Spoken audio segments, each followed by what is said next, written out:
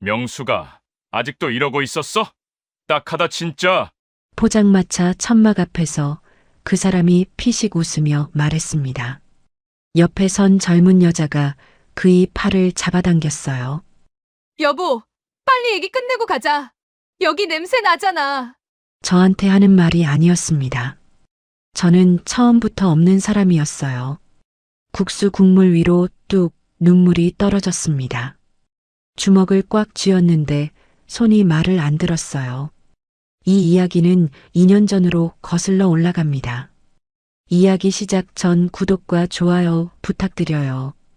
어디에서 듣고 계신지 적어주시면 그쪽을 향해 복 받으시길 기도드리겠습니다. 새벽 3시면 눈이 떠졌습니다. 알람이 울리기도 전에요. 몸이 그냥 아는 거예요. 30년을 그렇게 살았으니까. 이불을 걷고 일어나면 온몸이 삐걱거렸어요. 무릎이요, 허리요, 손가락 마디요. 하지만 누워 있을 수가 없었거든요. 노량진 수산시장 경매는 새벽 4시 반에 시작하니까. 저는 한명숙, 노량진 수산시장에서 생선을 파는 아줌마였습니다. 30년이에요. 22살에 시집가서 그 이듬해부터 시장에 나갔어요. 남편이 의대에 붙었거든요. 등록금이 얼마인 줄 아세요? 그때도 한 학기에 몇백만 원이었어요. 시어머니는 농사 짓는 분이셨고 친정은 더 형편이 안 됐습니다. 돈을 벌 수 있는 사람은 저밖에 없었어요. 처음엔 다른 좌판 아주머니 밑에서 알바를 했습니다. 생선 비늘 치는 법, 회 뜨는 법, 손님 부르는 법을 배웠어요. 손이 갈라지고 피가 났어요. 겨울에는 고무장갑 안에 물이 들어와서 손가락 감각이 없어졌습니다. 그래도 괜찮았어요. 남편이 하얀 가운 입고 사람을 살리는 의사가 될 거니까요. 명수가 나 꼭 성공할게. 조금만 참아. 레지던트 시절 그이가 당직 끝나고 새벽에 시장으로 찾아온 적이 있었어요. 수술복 위에 패딩만 걸치고요. 비린내 나는 좌판 앞에 쪼그리고 앉아서 저를 올려다보면서 그렇게 말했습니다. 저는 그이의 머리를 쓸어넘기며 웃었어요. 당신이 성공하면 그게 내 성공이지 뭐. 진심이었습니다. 한치의 거짓도 없이요. 등록금, 교재비, 전공의 수련 기간 동안의 생활비, 아이들 분유가 전부 제 좌판에서 나왔어요. 새벽에 경매 받고 아침부터 저녁까지 팔고 밤에는 다음날 주문 전화를 돌렸습니다. 명절에도 쉬지 못했어요.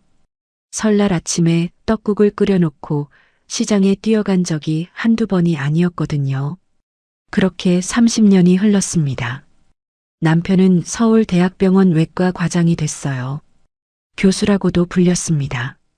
학회에 나가고 뉴스에 얼굴이 나오고 후배 의사들이 허리를 숙여 인사하는 사람이 됐어요. 저요? 저는 여전히 새벽 3시에 일어나는 생선 장수 아줌마였습니다. 달라진 건 남편이었어요. 처음엔 사소한 것들이었습니다. 병원 회식이 있는 날 같이 가자고 했더니 남편이 멈칫하더라고요. 당신은 좀 불편하잖아. 그런 자리가 무슨 소리인지 몰랐어요. 불편하긴 뭐가 불편해. 그런데 남편의 눈을 보니까 알겠더라고요. 불편한 건 제가 아니라 저를 데려가는 자기 자신이었다는 걸. 그래도 넘겼습니다. 바쁘니까 그러겠지. 과장이 되면 신경 쓸 게 많으니까. 저는 늘 그렇게 좋은 쪽으로 생각했어요. 그러다 그날이 왔습니다. 남편 양복을 세탁소에 맡기려고 주머니를 뒤지는데 영수증 한 장이 나왔어요. 청담동 프렌치 레스토랑 2인 코스 48만 원. 날짜를 보니 제 생일이었던 그 주 토요일이었습니다. 그날 남편은 학회 뒤풀이가 있어서 늦는다고 했었거든요. 손이 떨렸습니다. 향수 냄새가 났어요. 양복 안쪽 칼라에서 제가 평생 맡아본 적 없는 달콤하고 비싼 냄새. 그래도 저는 확인하고 싶었어요. 아니길 바랐으니까. 병원에 갔습니다. 과장실 앞에서 기다렸어요. 점심시간에 문이 열리고 남편이 나왔습니다.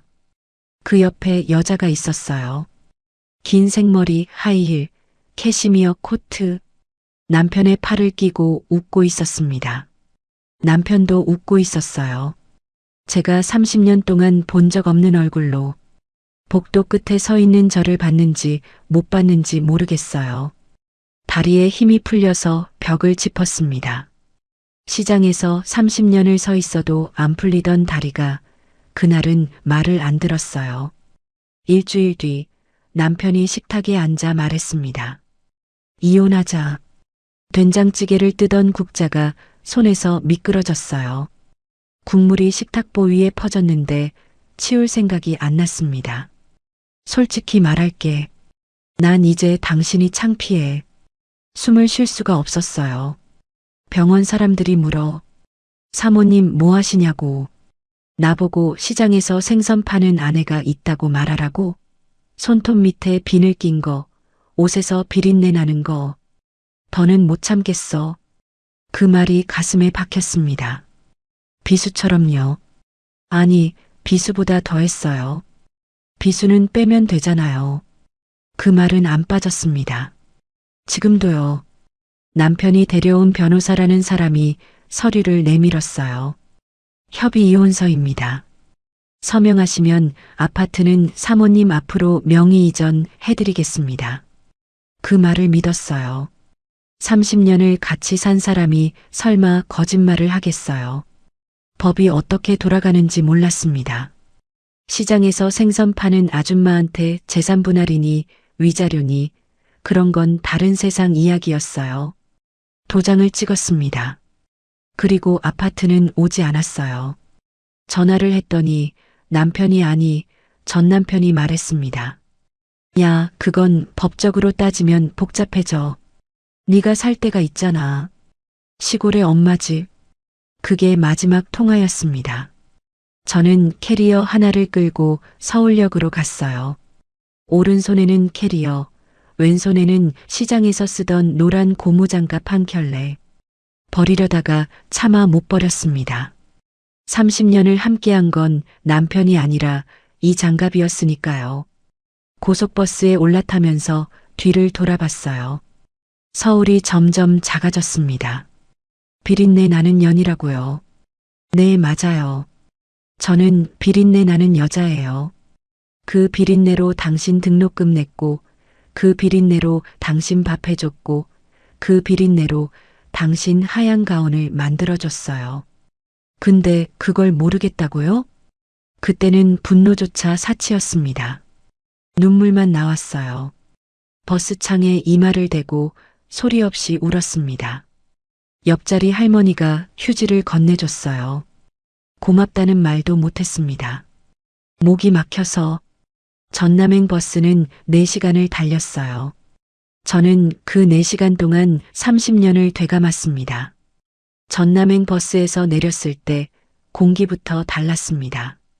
서울에서 맡던 매연 대신 흙냄새가 났어요. 논두렁 사이로 바람이 불어왔고 멀리서 개 짖는 소리가 들렸습니다.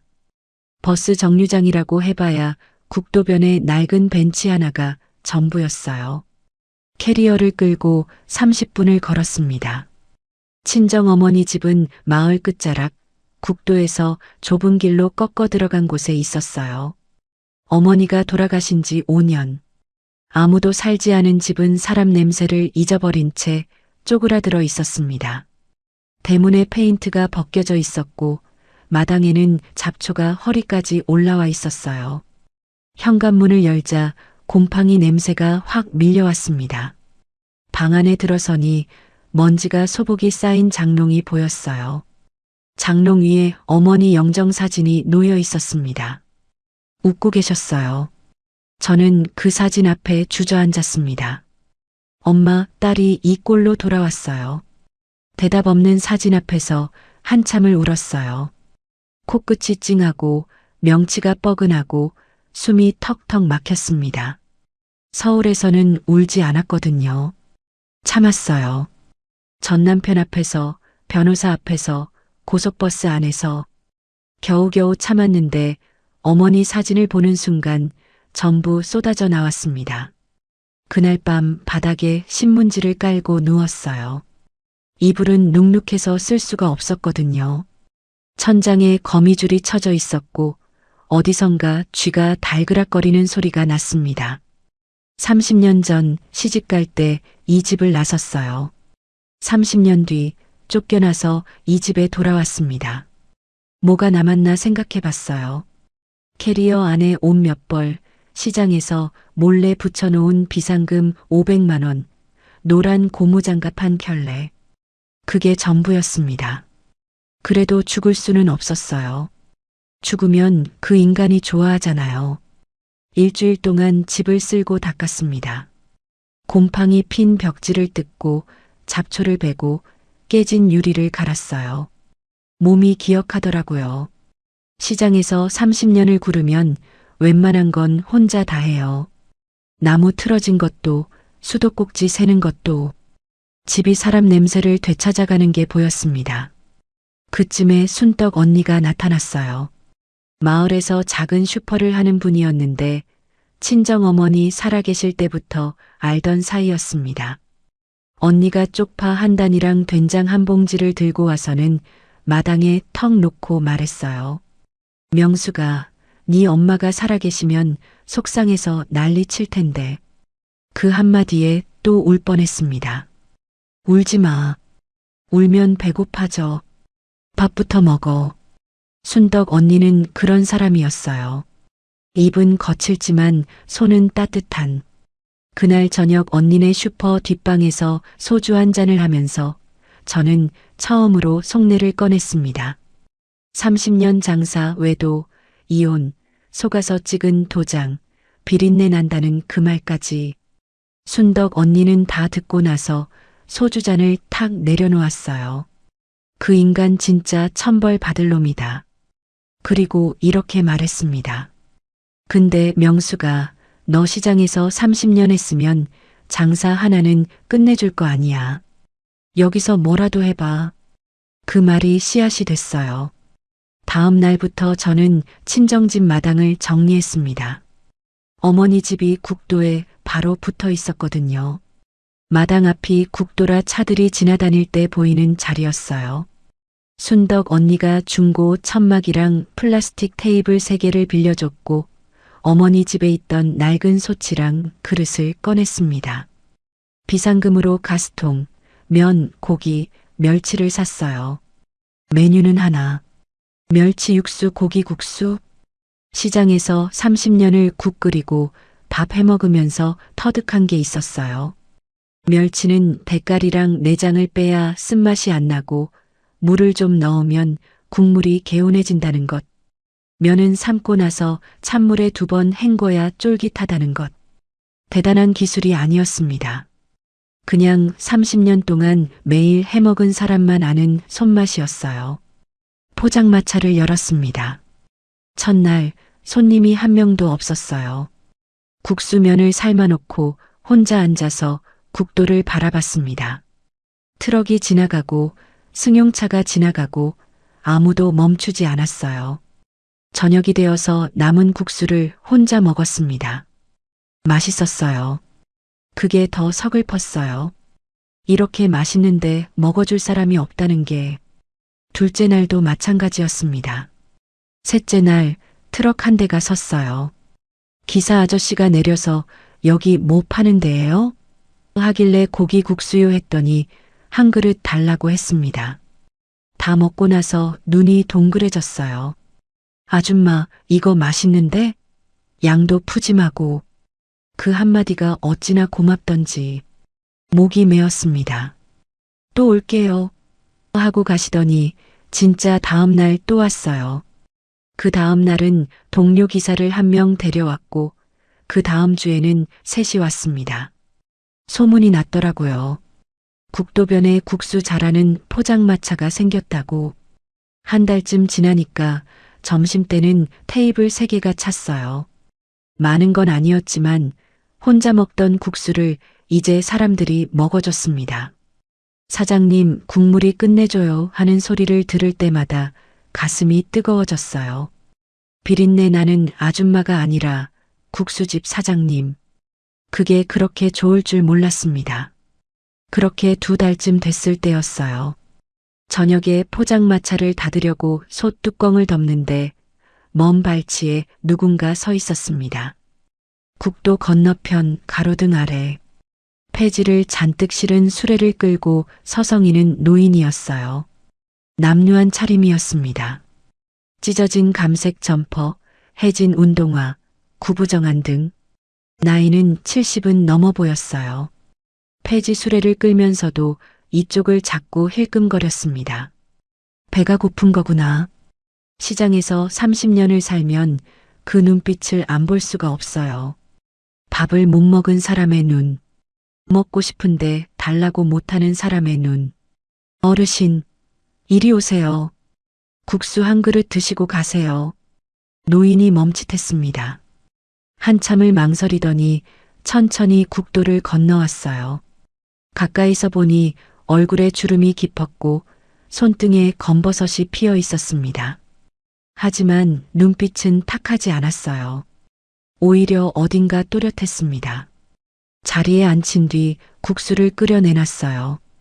고기도 넉넉히 올리고 파도 송송 썰어 얹었습니다. 노인이 젓가락을 들더니 국물을 한 모금 마셨어요. 그리고 아무 말 없이 묵묵히 다 드셨습니다. 그릇을 비우고 나서 고개만 한번 끄덕이고 일어났어요. 수레를 끌고 어둠 속으로 사라졌습니다. 돈을 안 냈냐고요? 저는 받을 생각도 안 했어요. 시장에서 잔반 버리는 것보다 사람 배 채워주는 게 낫잖아요. 그 뒤로 노인이 왔어요. 매일은 아니었습니다.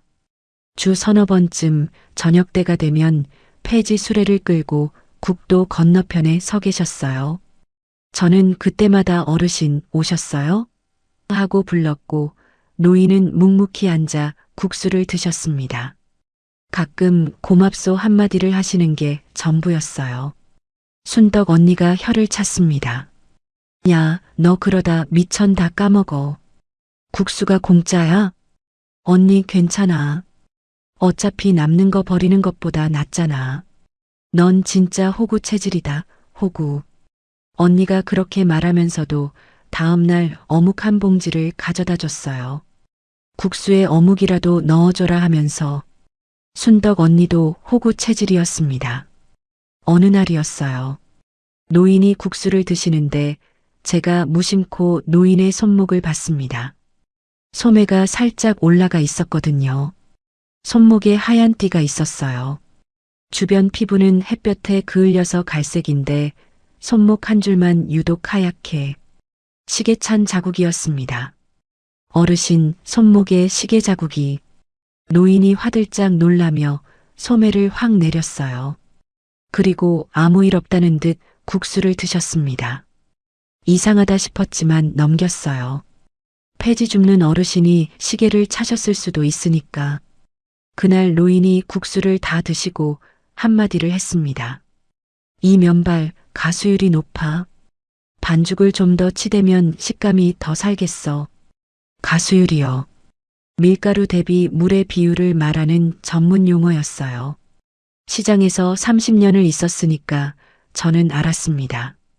하지만 폐지 줍는 어르신 입에서 나올 말은 아니었어요.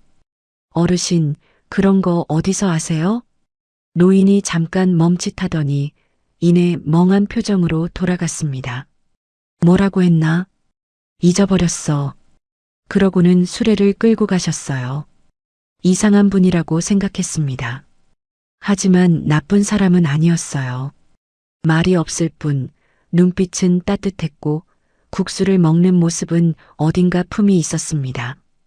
젓가락을 잡는 손이 거칠었지만 쥐는 각도가 반듯했어요. 국물을 마실 때도 소리를 안 냈습니다. 그때는 몰랐어요. 그 어르신이 제 인생을 바꿔줄 분이라는 걸. 여름이 왔습니다. 포장마차 천막 안이 찜통이 됐어요. 솥에서 김이 올라오면 앞치마가 땀으로 축축해졌고 파리가 꼬이지 않게 음식 덮개를 수시로 씌워야 했습니다. 하지만 손님은 늘었어요. 트럭 기사들 사이에서 소문이 퍼졌거든요. 국도변에 멸치 국수 맛집 생겼다. 양도 푸짐하고 인심도 좋다. 점심때는 테이블이 모자라서 손님이 서서 기다리는 날도 있었습니다. 가을이 오니까 바람이 달라졌어요. 논에서 벼 익는 냄새가 났습니다. 저녁이면 귀뚜라미 소리가 포장마차까지 들려왔고 하늘이 높아서 별이 잘 보였어요. 서울에서는 별을 본 기억이 없었거든요. 30년 동안 고개를 들 틈이 없었으니까. 그 사이 어르신은 꾸준히 오셨습니다. 주 서너 번 저녁 무렵이면 국도 건너편에 폐지 수레를 세워놓고 천천히 걸어오셨어요. 저는 어르신 자리를 따로 만들어 놨습니다. 천막 안쪽 구석, 바람이 덜 드는 자리. 거기에 방석 하나를 깔아뒀어요. 어르신 오셨어요? 오늘 고기 좀 넉넉히 넣었어요. 어르신은 고개만 끄덕이고 앉으셨어요. 말씀이 많은 분이 아니었거든요. 겨울이 왔을 때 걱정이 됐습니다. 어르신이 입고 오시는 건 언제나 그 찢어진 감색 점퍼 한 벌이었어요. 바람이 불면 점퍼 사이로 안에 입은 얇은 셔츠가 보였습니다. 손이 빨갛게 얼어 있었고 코끝도 벌겋더라고요. 저는 장롱을 뒤졌어요. 친정집에 돌아가신 아버지 옷이 아직 남아 있었거든요. 어머니가 못 버리시고 고이 넣어두신 겨울 패딩이 하나 있었습니다. 좀 낡았지만 솜이 두꺼워서 따뜻했어요. 다음에 어르신이 오셨을 때 비닐봉지에 넣어서 내밀었습니다. 어르신, 이거 입으세요. 우리 아버지 옷인데 아무도 안 입으니까 어르신이 입으시면 아버지도 좋아하실 거예요. 어르신이 봉지를 받아들고 한참을 내려다보셨어요. 아무 말이 없었습니다. 저는 괜히 쑥스러워져서 소 쪽으로 돌아섰는데 뒤에서 낮은 목소리가 들렸어요. 고맙소. 그게 전부였습니다. 하지만 그 두 글자가 묵직하게 느껴졌어요. 목소리가 살짝 갈라졌거든요. 돌아보니까 어르신이 패딩을 꺼내서 가만히 만지고 계셨어요. 오래된 옷 특유의 장롱 냄새가 났을 텐데 어르신은 그 냄새를 맡는 것처럼 코를 가까이 대셨습니다. 그날 이후로 어르신은 매번 그 패딩을 입고 오셨어요. 겨울 내내 어느 날이었습니다. 저녁 장사를 마치고 국수를 끓여서 둘이 마주 앉아 먹고 있었어요. 저도 밥을 잘 안 챙겨 먹었거든요. 혼자 먹으면 입맛이 없는데 누군가와 같이 먹으면 달랐습니다. 어르신이 앞에 앉아 계시면 저도 한 그릇을 다 비울 수 있었어요. 그날은 제가 좀 지쳤나 봅니다. 국수를 먹다가 말고 멍하니 하늘을 봤어요. 어르신, 저 서울에서 시장에서 생선 팔았어요. 30년이요. 어르신이 젓가락을 멈추고 저를 보셨습니다. 남편을 의사로 만들었어요. 새벽마다 경매장 다니고 손이 갈라져도 약 바를 틈도 없이 일했어요. 가만히 듣고 계셨어요. 근데 나한테 하는 말이 비린내 난다고, 창피하다고, 그러고는 젊은 여자랑 목이 메어서 말을 잇지 못했습니다. 국수 국물이 흐려져 보였어요. 안 울려고 했는데 코끝이 시큰거렸습니다. 한참 동안 침묵이 흘렀어요. 어르신이 국물을 한 모금 드시더니 허공을 바라보며 중얼거리셨습니다. 자식이란 게 돈 앞에선 짐승만도 못해. 제 이야기에 대한 대답이었는지 당신의 이야기였는지 몰랐어요. 어르신의 목소리가 쓸쓸했습니다. 바람에 끊긴 전깃줄처럼 힘이 없었어요. 어르신도 자식 때문에 속상한 일이 있으세요? 어르신은 대답을 안 하셨어요. 국수만 드셨습니다. 그날 이후로 저는 어르신에게 다시는 자식 이야기를 묻지 않았어요. 봄이 왔습니다. 1년이 다 되어가고 있었어요. 포장마차는 단골이 제법 붙었고 순떡 언니가 너 이러다 시골 맛집 되겠다 하며 놀렸습니다. 저도 모르는 사이에 웃는 날이 늘었어요. 손님이 사장님 국물 끝내줘요 할 때, 트럭 기사 아저씨가 오늘도 힘내세요 하고 갈 때, 작은 말 한마디가 제 하루를 채워줬습니다. 어느 날 밤 장대비가 쏟아졌어요. 새벽에 눈을 떠보니 포장마차 천막에서 물이 줄줄 새고 있었습니다. 방수포가 낡아서 이음새가 터진 거예요. 허둥지둥 뛰어나가 솥에 빗물이 들어가지 않게 뚜껑부터 덮었는데 천막을 어떻게 고쳐야 할지 막막했어요. 비는 더 세지고 발밑은 질퍽거렸습니다. 그때 누군가 우비도 없이 어둠 속에서 걸어왔어요. 어르신이었습니다. 어르신? 이 비에 왜? 어르신은 아무 말 없이 포장마차 뒤쪽으로 돌아갔어요. 그리고 여분의 방수포를 찾더니 능숙하게 펼치기 시작했습니다. 터진 이음새 위를 덮고 매듭을 묶는 솜씨가 보통이 아니었어요. 로프를 팽팽하게 당기는 각도, 물이 빠지도록 천막에 경사를 만드는 방법, 심지어 마당 한쪽에 호미로 배수로까지 파셨습니다. 다 마치는데 20분이 채 안 걸렸어요. 저는 비에 젖은 채로 멍하니 서 있었습니다. 어르신, 이런 거 어디서 배우셨어요? 비에 젖은 어르신의 얼굴이 포장마차 불빛에 비쳤어요. 깊은 주름 사이로 빗물이 흘렀는데 눈빛은 흐리지 않았습니다. 옛날에 좀 했지. 그 말만 남기고 빗속으로 사라지셨어요. 현장에서 일한 사람의 손이었습니다. 건설이든 토목이든 실제로 맨손으로 뭔가를 지어본 사람만 할 수 있는 동작이었어요. 시장에서 30년을 사니까 그 정도는 눈에 보였습니다. 다음 날 순덕 언니에게 그 이야기를 했더니 언니가 의미심장한 표정을 지었어요. 명수가 그 어르신 말이야. 마을 이장이 그러는데 함부로 대하지 말래. 뭔 소리야? 폐지 줍는 할아버지인데. 나도 모르겠어. 왜 그러냐고 물어도 이장이 입을 딱 다물더라고. 그냥 건드리지 말라고만 하고. 이상한 이야기였습니다. 하지만 저는 크게 신경 안 썼어요. 어르신이 누구든 저한테는 국수 드시러 오는 어르신이었으니까. 며칠 뒤 아침에 포장마차에 나가보니 깨끗이 쓸려 있었어요. 테이블 위에 물기 하나 없이 닦여 있었고 마당의 낙엽이 한쪽으로 가지런히 모아져 있었습니다. 새벽에 누가 다녀간 거예요? 그 뒤로 이런 일이 반복됐습니다. 아침에 나가면 마당이 쓸려 있고 가스통이 가지런히 정리되어 있고 어떤 날은 포장마차 다리가 흔들리던 게 나무 쐐기로 고정되어 있었어요. 한 번도 현장을 본 적이 없었습니다. 새벽 제가 자고 있을 때 오셔서 하고 가신 거예요. 어르신, 이러시면 안 돼요. 제가 할 일인데. 어르신에게 말씀드렸더니 이미 수레를 끌고 국도를 건너가고 계셨어요. 등이 구부정했지만 걸음은 또렷했습니다. 순덕 언니가 고개를 저었어요. 저 어르신, 보통 분이 아니라니까.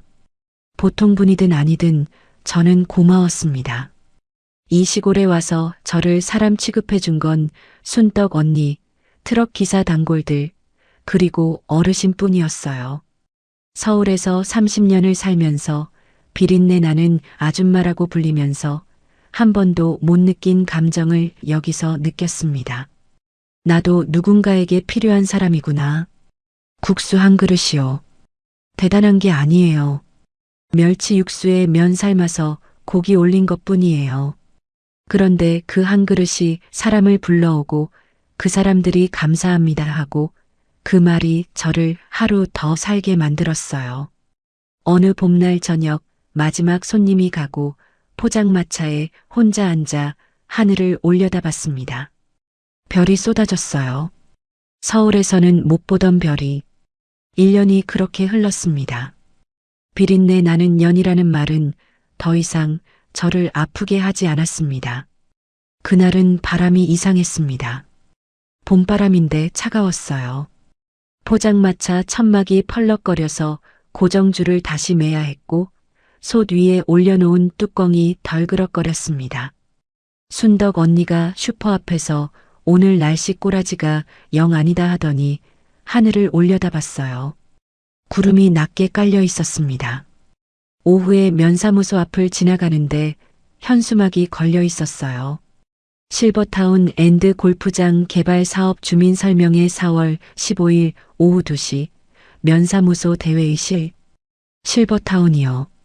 골프장이요. 이 시골에요? 관심이 없었습니다. 저한테는 내일 멸치를 몇 킬로 사야 할지가 더 중요했거든요. 그런데 며칠 뒤 순떡 언니가 허겁지겁 달려왔어요. 명수가 설명회 갔다 왔는데 큰일이야. 뭐가? 실버타운 부지에 네 집이랑 포장마차 터가 들어가 있어. 심장이 쿵 내려앉았습니다. 뭐라고? 사업 부지 지도를 봤는데 이 마을 남쪽 일대가 통째로 들어가 있더라고. 네 엄마 집 그 자리가 딱 한가운데야. 다리에 힘이 풀렸어요. 포장마차 의자에 주저앉았습니다.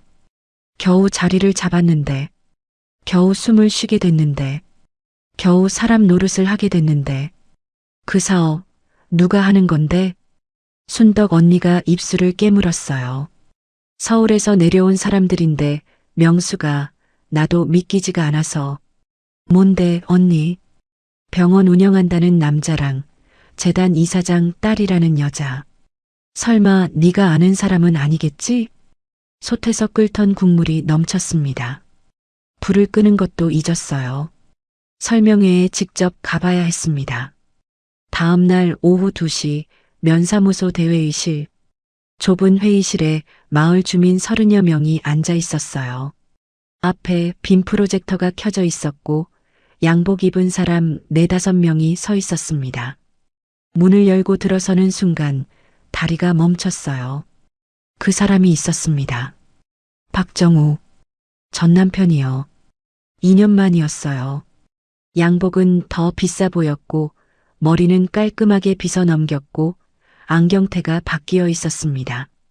옆에 윤서연이 서 있었어요.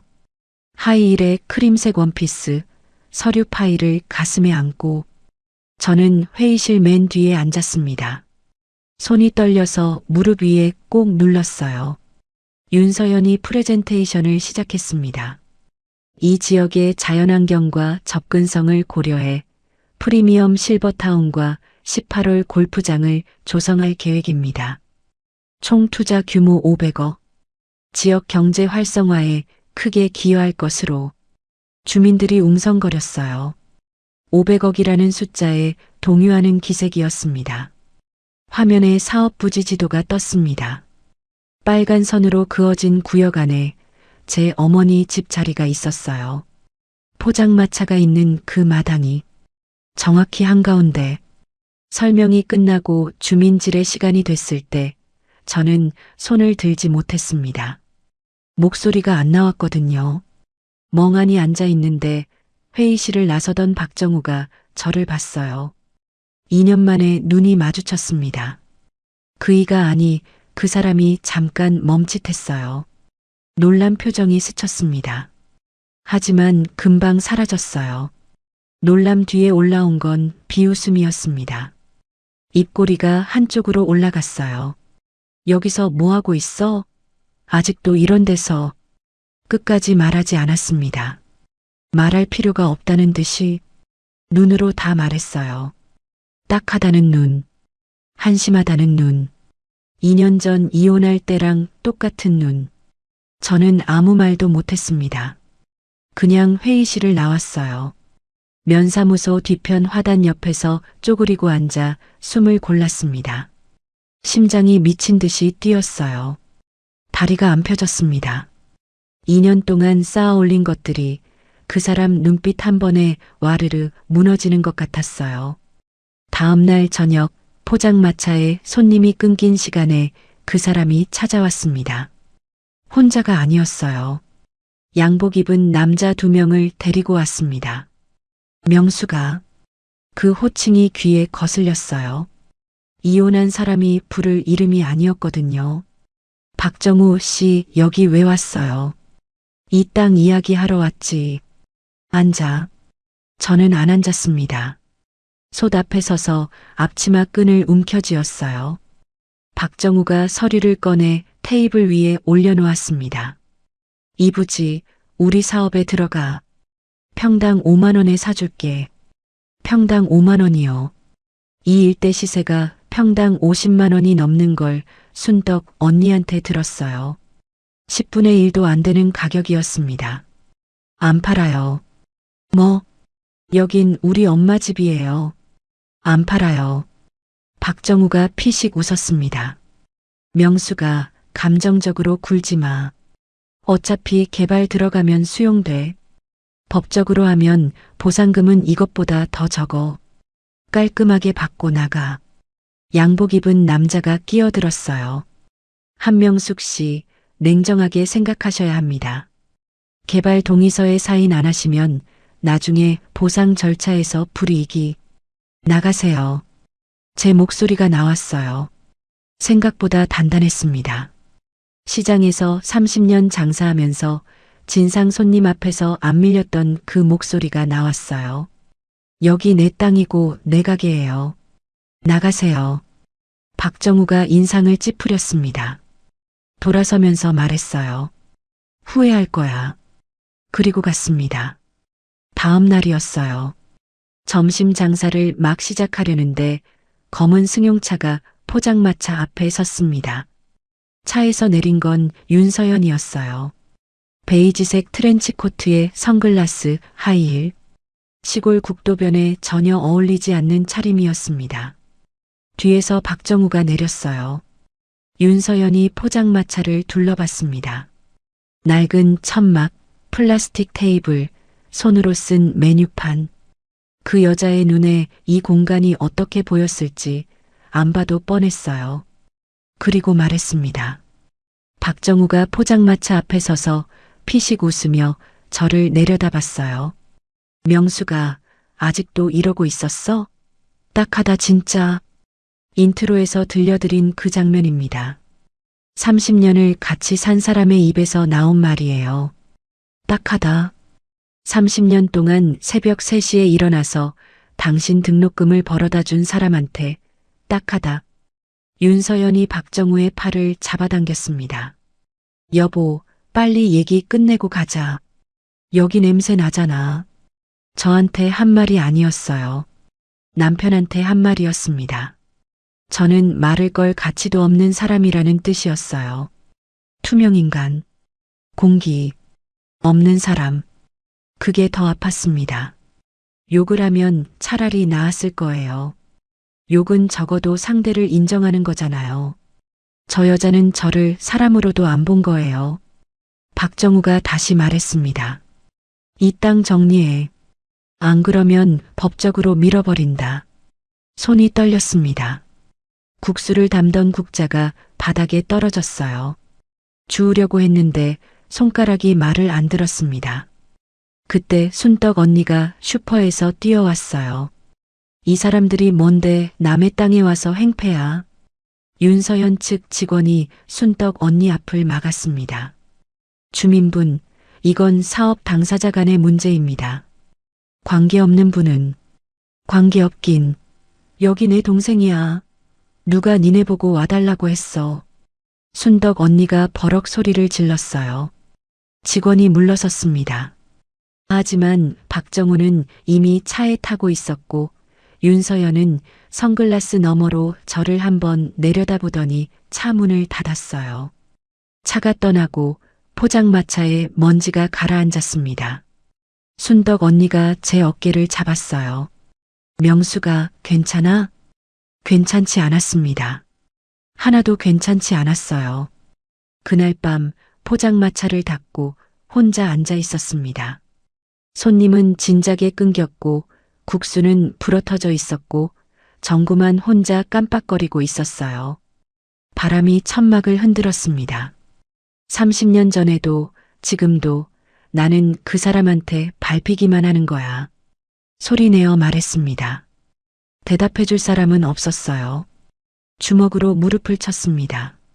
억울해서요. 분해서요. 왜 하필 여기까지 쫓아오는 건데? 서울에서 다 빼앗고 남은 거라곤 이 국도변 포장마차 하나뿐인데 그것마저 가져가겠다는 건지. 눈물이 났어요. 안 울려고 했는데 또 났습니다.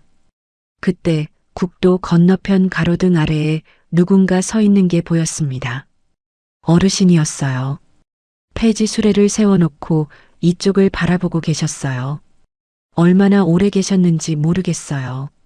저는 어르신이 계신 줄도 몰랐습니다. 눈물을 닦고 손을 흔들었어요. 어르신, 오늘은 국수가 다 불어서 내일 새로 끓여드릴게요. 어르신은 고개만 한번 끄덕이고 돌아서셨습니다. 수레를 끌고 어둠 속으로 사라지셨어요. 그날 밤 어르신은 집에 돌아가 전화기를 꺼내셨다고 합니다. 나중에야 알게 된 이야기예요. 정 변호사, 나야.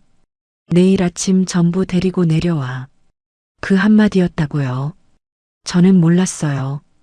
그 밤 저는 포장마차 정구 아래에서 혼자 울고 있었고 국도 건너편에서 저를 지켜본 그 어르신이 무슨 전화를 하셨는지 무슨 사람인지 아무것도 몰랐습니다. 알았다면 그렇게 울지 않았을까요? 아니요. 그래도 울었을 거예요. 슬퍼서 운 게 아니었거든요. 왜 나만 이러는 건지 그게 억울해서 운 거였어요. 다음 날 아침이 밝았습니다. 잠을 못 잤어요. 밤새 뒤척이다가 새벽 4시쯤 포장마차에 나왔습니다. 시장에서 30년 동안 몸에 밴 시간이었어요. 눈이 퉁퉁 부어 있었지만 솥에 물을 올렸습니다. 멸치를 넣고 물을 썰고 파를 다듬었어요. 손이 떨렸지만 국수는 끓여야 했어요. 오늘도 트럭 기사 아저씨들이 올 테니까 그 사람들한테까지 폐를 끼칠 수는 없었거든요. 8시쯤 순떡 언니가 왔습니다. 명수가 얼굴이 왜 그래? 밤새 울었지? 아니야, 괜찮아. 괜찮긴. 눈이 복숭아만 한데. 언니가 슈퍼에서 얼음을 가져와 비닐에 담아줬어요. 눈 위에 올려놓으라고. 그 작은 일에 또 목이 메었습니다. 참았어요.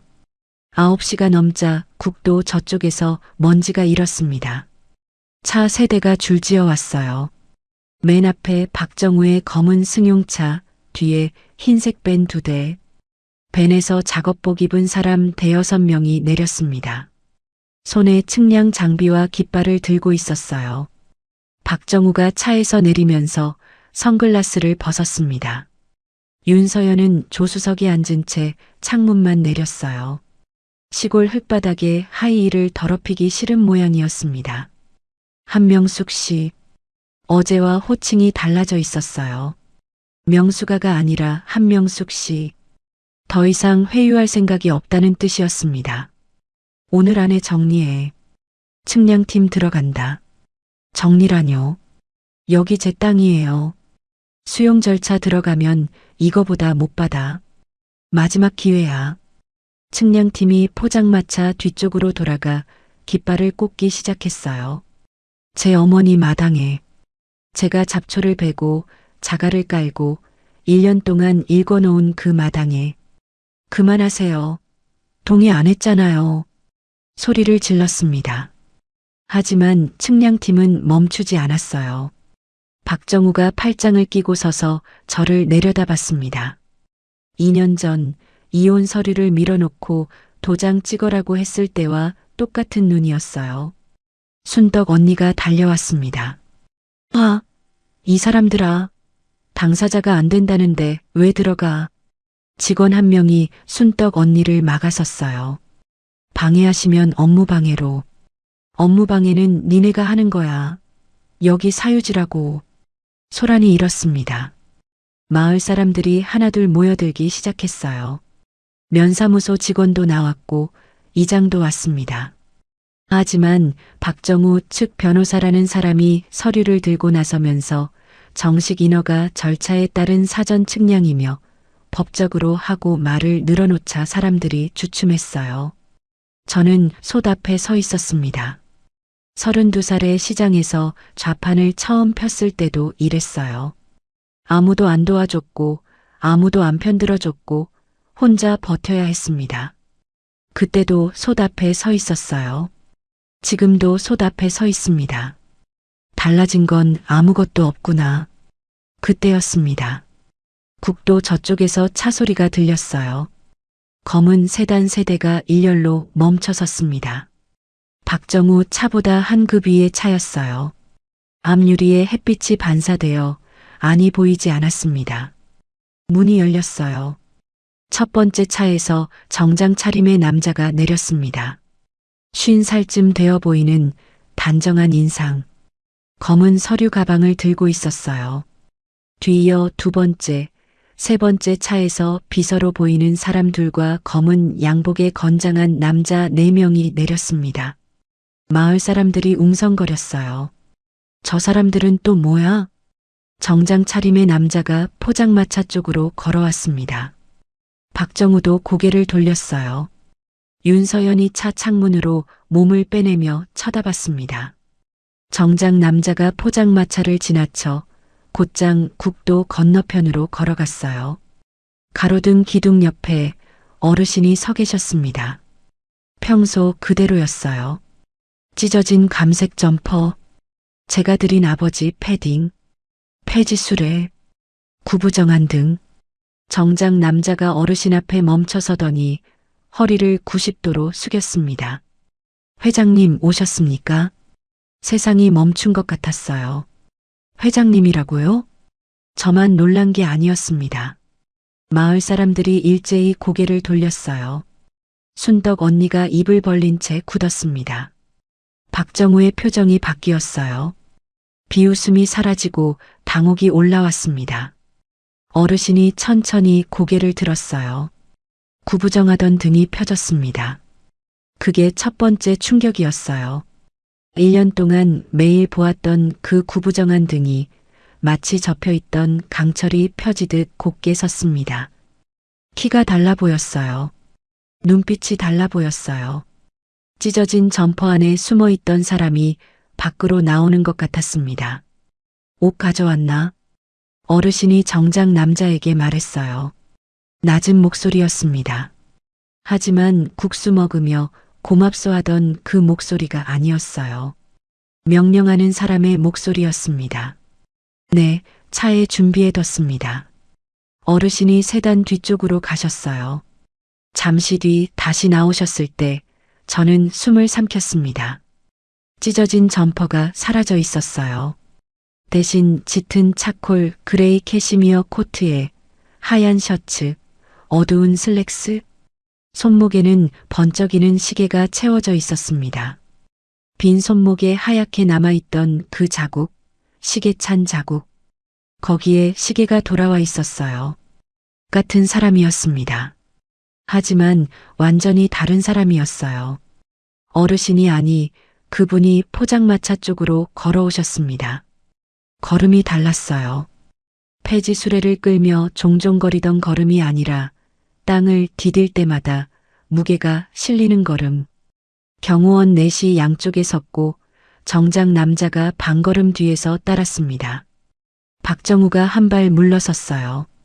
저 사람이 설마. 윤서연이 차에서 내렸습니다. 하이힐이 자갈 위에서 비틀거렸어요. 얼굴이 하얘져 있었습니다. 용환건설 최용환 회장. 그분이 포장마차 앞에 멈춰 서셨습니다. 저를 보셨어요. 어르신이 아니 이게 무슨 말이 안 나왔어요. 입술만 달싹거렸습니다. 1년 동안 국수를 끓여드린 어르신이 폐지를 줍던 어르신이 비 오는 밤에 천막을 고쳐주시던 그 어르신이 그분이 저를 향해 아주 짧게 고개를 끄덕이셨어요. 괜찮다는 뜻인 것 같았습니다. 그리고 박정우를 향해 돌아서셨어요. 정장 남자가 입을 열었습니다. 저는 주용환 건설 법률 고문 정도연 변호사입니다. 서류 가방에서 파일을 꺼냈어요. 귀측이 추진하는 실버타운 및 골프장 개발 사업 대상 부지의 토지 현황을 말씀드리겠습니다. 정도현 변호사가 서류를 펼쳤어요. 토지 등기부 등본, 법인 등기 서류, 지적도, 이 일대 상업용지, 임야, 농지 총 43만 평은 주용한 건설법인 명의 소유입니다. 귀측이 실버타운 핵심 부지로 지정한 구역 전체가 해당됩니다. 박정우의 입이 벌어졌습니다. 43만 평이요? 네. 법인 소유 토지에 대한 일체의 매각, 임대, 개발 동의를 거부합니다. 이 결정은 법인 이사회 의결을 거쳤으며 오늘자로 관할 금융기관에 프로젝트 파이낸싱 대출 조건 미충족을 공식 통보했습니다. 윤서연의 얼굴이 일그러졌어요.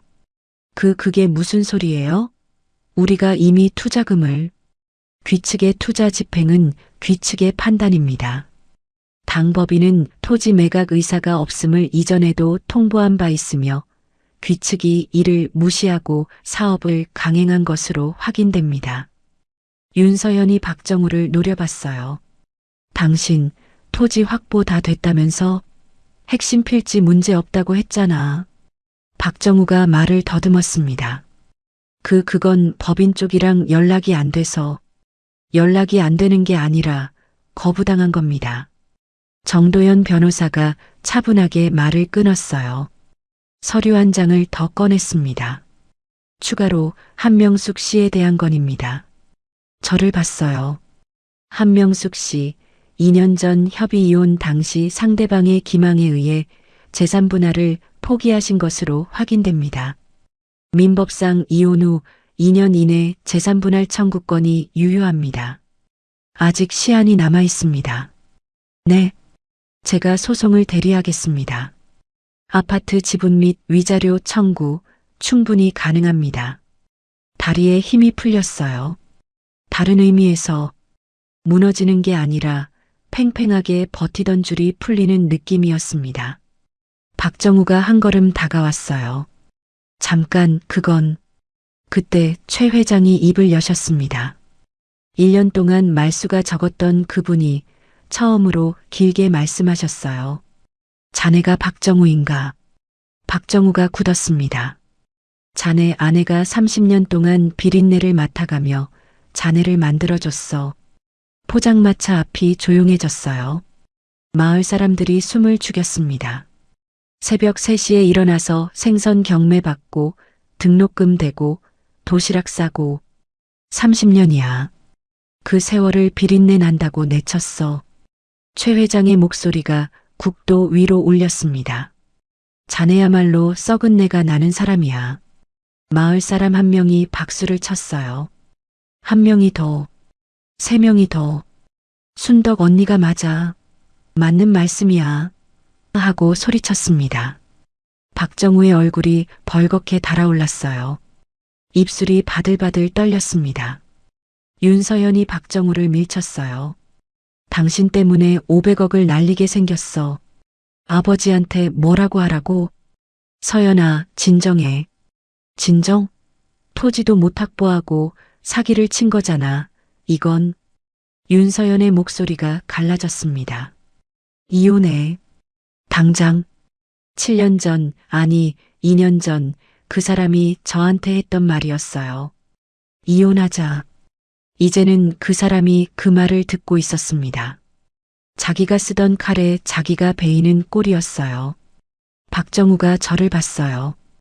2년 동안 본 적 없는 표정이었습니다. 비웃음도 한심함도 아니었어요. 공포였습니다. 모든 것이 무너지고 있다는 걸 깨달은 사람의 얼굴. 명수가 내가 잘못했다. 다시. 저는 뒤도 돌아보지 않았어요. 앞치마 끈을 고쳐 매면서 말했습니다. 비린내요? 목소리가 안 떨렸습니다. 시장에서 30년 동안 단련된 목소리였어요. 그 비린내가 30년 동안 당신 밥 해줬어요. 등록금 내줬어요. 당직 때 도시락 싸줬어요. 박정우가 입을 열었지만 저는 말을 끊지 않았습니다. 이제 그 비린내 당신한테는 안 맞게 해줄게요. 그리고 솥 뚜껑을 열었어요. 멸치 육수가 보글보글 끓고 있었습니다. 오늘도 국수를 끓여야 하니까. 점심때 손님이 오실 테니까. 박정우와 윤서연이 떠났습니다. 측량팀도 장비를 챙겨 철수했어요. 고급 승용차가 먼지를 일으키며 국도를 타고 사라졌습니다. 포장마차 앞에 정적이 흘렀어요. 마을 사람들이 하나둘 돌아가고 순떡 언니가 명수가 나 슈퍼 봐야 해. 나중에 올게 하고 갔습니다. 정도연 변호사와 경호원들도 차 쪽으로 물러났어요. 포장마차에 두 사람만 남았습니다. 최 회장이 평소 앉던 그 자리에 앉으셨어요. 천막 안쪽 구석, 제가 방석을 깔아놓은 그 자리. 캐시미어 코트 차림으로요. 국수 한 그릇 줘. 저는 국수를 끓였습니다. 손이 떨렸어요. 이번에는 다른 이유로. 국수를 내밀면서 물었습니다. 회장님, 왜 이러시는 거예요? 저한테 왜? 1년 동안 국수를 얻어먹었으니 그 값은 치러야지. 국수값으로 이건 너무. 최 회장이 젓가락을 들며 말씀하셨어요. 국수값이 아니야. 국물을 한 모금 드셨습니다. 사람값이지. 그 한마디에 참았던 것이 터졌어요. 1년 동안 안 울려고 했던 것, 서울에서 안 울려고 했던 것, 이혼할 때 안 울려고 했던 것, 30년 동안 새벽마다 안 울려고 했던 것, 전부 쏟아졌습니다. 포장마차 앞에서 엉엉 울었어요. 소리를 내어. 54년 인생에서 이렇게 크게 운 적은 처음이었습니다. 최 회장은 아무 말 없이 국수를 드셨어요. 저도 아시겠지만 이분은 원래 말이 많은 분이 아니었거든요. 대신 국수를 다 드시고 나서 냅킨으로 입가를 닦으시며 말씀하셨습니다.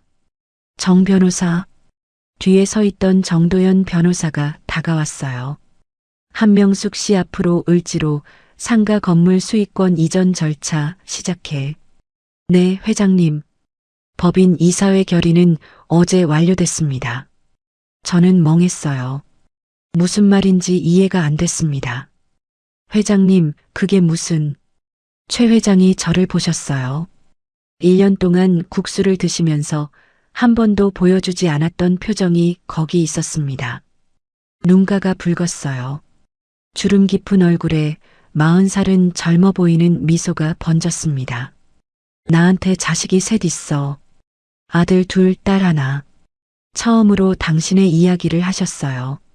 10년 전에 재산 문제로 소송을 걸었어. 자기들끼리. 그러더니 나를 요양원에 넣으려고 하더라고. 치매 판정받게 해서 후견인을 세우겠다고. 내 돈을 가져가려고 제 아비를. 순간 생각났어요. 그날 밤 국수를 같이 먹으며 하셨던 말. 자식이란 게 돈 앞에선 짐승만도 못해. 그게 당신 이야기였구나. 그 뒤로 사람을 못 믿었어. 돈이 있으면 다 사람이 변해. 진심으로 대하는 사람이 있는지 확인해 보고 싶었어. 폐지 줍는 행색으로 마을을 돌아다니신 이유. 남루한 늙은이한테 누가 진심으로 대하겠어. 대부분은 눈도 안 마주쳐. 그러시더니 포장마차를 둘러보셨어요. 근데 여기 아줌마는 달랐어. 저를 보셨습니다. 돈 한 푼 안 되는 늙은이한테 국수를 끓여줬어. 고기도 넉넉히 올려주고 겨울에는 아버지 옷까지 꺼내줬고 1년을 그렇게 했어. 한 번도 빠짐없이. 목이 메었어요. 법적으로 딸은 못 만들어줘. 나한테 실제 자식들이 있으니까. 하지만 마음으로는 내 딸이야. 눈앞이 흐려졌습니다. 눈물이 멈추지 않았어요. 그러니까 아버지라고 불러도 돼. 저는 한참 동안 말을 못했습니다. 입을 열면 울음밖에 안 나왔거든요. 겨우 한마디를 했어요. 아버님. 최 회장이 고개를 끄덕이셨습니다. 눈가가 젖어 있었어요. 이분도 울고 계셨습니다. 소리 없이 74년 인생에서 자식한테 받지 못한 그 한마디를 시골 포장마차의 국수집 아줌마한테 들은 거예요. 포장마차 전구가 따뜻하게 빛났습니다. 그 아래 국수 2그릇이 김을 피워 올렸어요. 한 그릇은 을지로 상가 건물주가 된 생선장수 출신 아줌마 것. 한 그릇은 수양딸을 얻은 74세 건설 재벌 것. 두 사람 모두 오래 혼자였습니다. 1년이 흘렀습니다. 많은 것이 달라졌어요. 하지만 달라지지 않은 것도 있었습니다. 달라진 것부터 말씀드릴게요. 정도연 변호사가 소송을 맡아줬습니다. 재산분할 청구와 위자료 소송. 이혼할 때 박정우가 아파트 명의 이전을 미끼로 저를 속인 사실, 불륜의 증거, 30년간의 경제적 기여. 변호사가 서류를 정리하더니 이 정도면 판사가 안 봐줄 수가 없습니다 하셨어요. 6달 걸렸습니다. 판결문을 받았을 때 법원 복도에서 한참 서 있었어요. 아파트 지분 2분의 1 반환, 위자료 1억 2천만 원. 30년 동안 새벽 3시에 일어난 값이 거기 적혀 있었습니다. 숫자로 환산되면 그렇게 되는 거예요. 적다고 느꼈냐고요? 아니요. 돈이 중요한 게 아니었어요. 법이 저의 30년을 인정해줬다는 것, 그게 중요했습니다. 을지로 상가 건물 수익권도 정식으로 이전됐어요. 처음에 정도연 변호사가 설명해줬을 때 무슨 소리인지 몰랐습니다. 법인 소유 상가 건물의 임대 수익이 매달 제 계좌로 들어온다는 거예요. 금액을 듣고 다리에 힘이 풀렸어요. 시장에서 1년 장사해야 버는 돈이 한 달에 들어오는 거였습니다. 순덕 언니가 마을 방방곡곡에 소문을 냈어요. 우리 명숙이가 서울에 건물이 생겼어. 국수 한 그릇에 건물이 왔다니까. 면사무소에서도 슈퍼에서도 경로당에서도 그 이야기뿐이었습니다. 마을 어르신들이 포장마차에 오셔서 명숙이 잘됐다 하며 국수를 드셨어요. 돈을 내려고 하면 제가 안 받았습니다. 이 마을이 저를 살려줬으니까요. 박정우요? 실버타운 사업이 완전히 무산됐습니다. 핵심 부지 확보 실패에 금융기관 대출도 막혔으니 이미 투입한 투자금 수십억을 회수할 길이 없어졌어요. 윤서현 내 재단 이사장이 내 딸한테 사기를 쳤냐며 경로했다고 합니다. 윤서현은 3달 만에 이혼 서류를 보냈고 박정우는 재단 측 소송까지 당하게 됐어요. 대학병원 자리도 잃었다고 들었습니다. 윤서현 아버지가 그 병원 이사장이었으니까 재혼이 깨지면서 병원에 있을 자리도 사라진 거예요. 서울 외곽에 작은 개인 병원을 열었다는 소식을 순덕 언니가 전해줬어요. 한 번은 제 전화기에 모르는 번호로 전화가 왔습니다. 받았더니 박정우였어요. 번호를 바꿨더라고요. 명수가. 저는 3초쯤 아무 말 없이 있다가 전화를 끊었습니다. 다시 걸려왔어요. 안 받았습니다. 또 걸려왔어요. 안 받았습니다. 그 뒤로는 안 왔어요. 미안하다는 말을 하고 싶었겠죠. 혹은 도와달라는 말을. 어느 쪽이든 저한테 할 말은 아니었어요. 30년 동안 비린내를 맡으며 지은 밥을 먹고 비린내 난다고 내쳤으니까. 그 사람이 밟고 서 있던 땅이 제 30년이었다는 걸 이제야 알았겠죠. 늦었습니다. 너무 늦었어요. 이제 달라지지 않은 이야기를 할게요. 포장마차를 안 접었습니다. 정도연 변호사가 이제 장사 안 하셔도 됩니다 하셨을 때 저는 고개를 저었어요. 변호사님, 이건 돈 벌려고 하는 게 아니에요. 주 3일은 서울에서 지내고 나머지는 시골에 내려와 포장마차를 열었습니다. 메뉴는 그대로. 멸치 육수, 고기국수.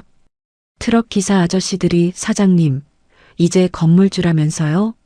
여기서 왜 아직도 국수를 끓여요? 하고 웃었어요. 국수가 좋으니까요. 진심이었습니다. 시장에서 30년, 포장마차에서 2년.